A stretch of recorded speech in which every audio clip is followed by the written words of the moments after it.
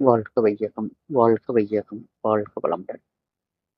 மகானின் சரித்திரம் என்ற தலைப்பில் நாம் ஒவ்வொன்றாக சிந்தித்து வருகிறோம். தவத்தால் பெற்ற வாழ்வு. சாந்தம் நிறைந்திட சாதித்துயர்ந்தவன் காந்தம் கழிந்த கரும் பொன்னான். நீந்தத் தெரிந்தவன் நீராடும் செப்பம் போல் வாழ்வான். புரிந்ததையும் உள்விடான் போத்து. இது ஒரு பழமொழி. எல்லோரும் உறங்க சென்ற பின்னர் தவம் இயற்றுவது, மற்றவர்கள் எழுந்து கொள்வதற்கு முன்பாக தவம் இயற்றுவது, வாழ்க்கையின் ஒவ்வொரு நிகழ்ச்சியையும் ஆராய்ந்து அனுபவங்களை மறக்காமல் மனதில் பதிய வைத்துக் கொள்வது, கொண்ட அனுபவங்களோடு அன்றாட வாழ்க்கை நடைமுறைகளை எதிர்கொள்வது என வாழ்க்கையில் எப்போதும் தவமும் மனதை புடம்போடும் அகத்தாய்வும் ஒன்றோடொன்று பின்னி பிணைந்திருந்தன அருள்தந்தை அவர்களுடைய வாழ்க்கையில்.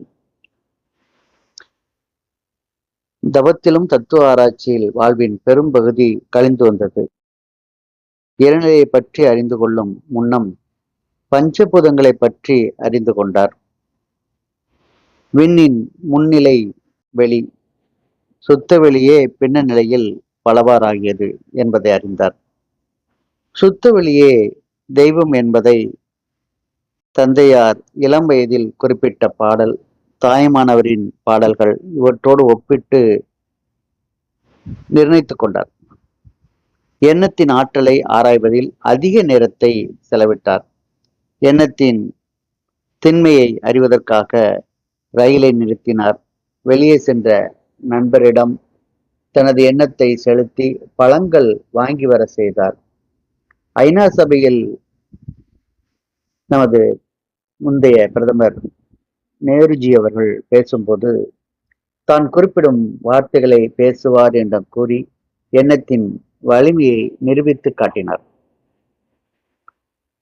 வள்ளலாருடைய சங்கமம். ஆழ்ந்த ஆன்மீக தேடலின் விளைவாக தனது 35வது வயதில் ஞானம் பெற்றார். தவ வலிமையால் இறைநிலையோடு ஒன்றி பிரபஞ்சத்தை பற்றியும் மனித வாழ்க்கையை பற்றியும் பல உன்னதமான கருத்துக்களை பெற்றார். 42வது வயது பௌர்ணமி இரவு உறக்கத்தில் இருந்தவருக்கு அருட்பெருஞ்சோதி ராமலிங்க வள்ளலார் சுவாமிகள் காட்சியளித்து, நான் உன்னோடு 10 ஆண்டு காலம் இருக்க போகிறேன் அப்பா என்று காண்பித்தார், சங்கமித்தார். அதற்கு பிறகு எழுதிய கட்டுரைகள், கவிகள் அனைத்தும் தத்துவமயம்.